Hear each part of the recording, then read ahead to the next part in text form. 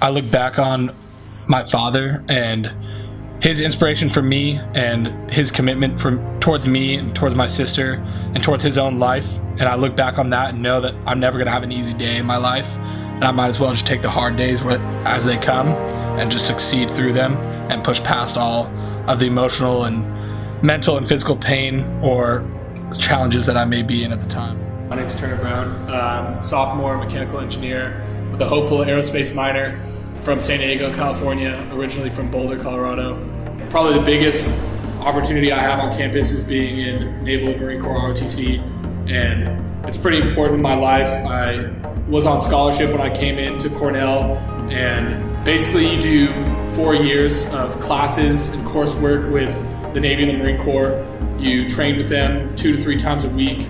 You hold billets, which is basically a job. When you graduate Cornell, 5 or 6 days later, you also commission as an officer in the United States Navy or Marine Corps. And so instead of me going on to be an engineer initially, graduating from Cornell, which is what I'm majoring in, and what most of my fellow peers are going to be doing, I'm going to be an officer in the United States military. And so that's incredibly important to me and what I'm striving to do with the rest of my life. Can you give a little insight on how being so involved with ROTC gives you like a different perspective? So a great deal of the people in my major, and I think just the academic world pursue and focus solely on what they're doing, in not necessarily a selfish manner, but just because that's the nature of an undergraduate degree. You just focus on your degree and that alone. But in addition to that, the military begs of you to focus a great deal more on just your major. They want you to focus on history and the arts and public speaking and knowing how to be creative when it comes time for it, and truly leadership. And so I have to focus on a lot of things, and I'm proud to focus on a lot of things. I want to. And I don't think I came into college wanting to focus on all of these different things, but through ROTC in the past 2 years, it's just been imbued in me. I want to be all of those things, and not necessarily be the best engineer in the world, but be the best leader in the United States military.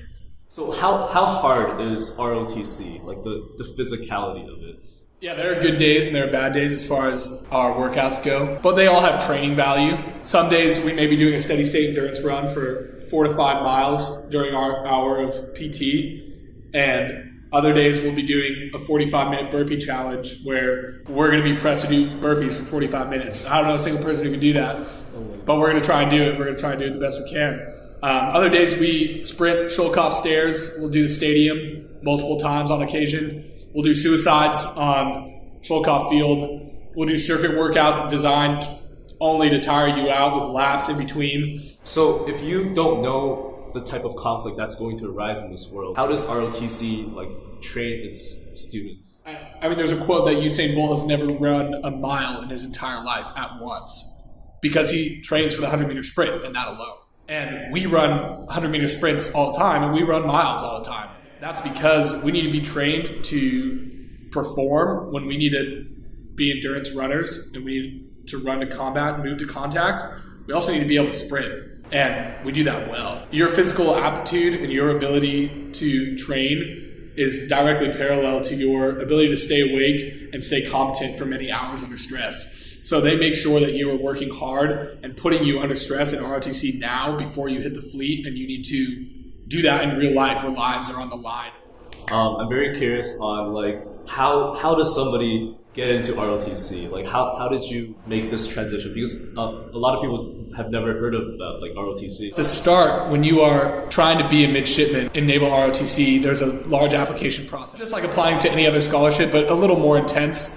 You're rated on your physical capabilities, so there is physical aptitude. You do have to take tests, push-ups, sit-ups, run times, and pull-ups for the Marine Corps. So kind of like sports combines, stuff like that. Sure, exactly. You are required to be physically fit to be in the military. And then in addition to that, you write papers, and they check your grades and everything like that. So applying is a very intense process, just like applying to a college like Cornell. However, I want to make it clear, everyone who gets the ROTC scholarship doesn't get the ROTC scholarship and get into Cornell based on that virtue alone. They get into Cornell and then their ROTC scholarship applies here. So I think that's something amazing, is we're all here by our own virtue, and the military is paying for us to be here. But for you specifically, what motivated you or like drove you, inspired you to, want to pursue ROTC?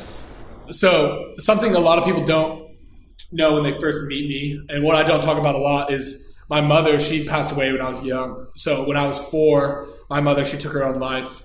And that was a pretty challenging thing for a young 4-year-old to grapple with. I mean, I had my challenges growing up, single father, and just my sister and I, going through childhood, and my dad trying to work to provide for us. It wasn't the easiest thing in the world. But through that, I would say, forged through fire, I came out and found a need, a passion for serving other people, and making sure that people who are facing challenges like those that I faced are finding help and being that source of help for people. So in doing so, through high school, I completed a couple thousand hours of community service and found a community service club.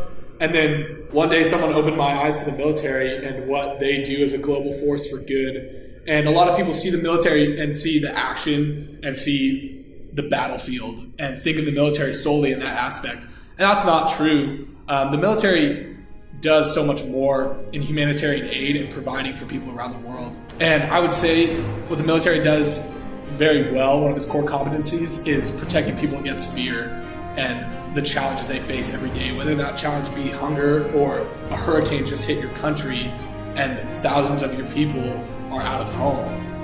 And make sure that people are getting what they deserve as people, their core rights as humans, and making sure that everyone around the world feels that.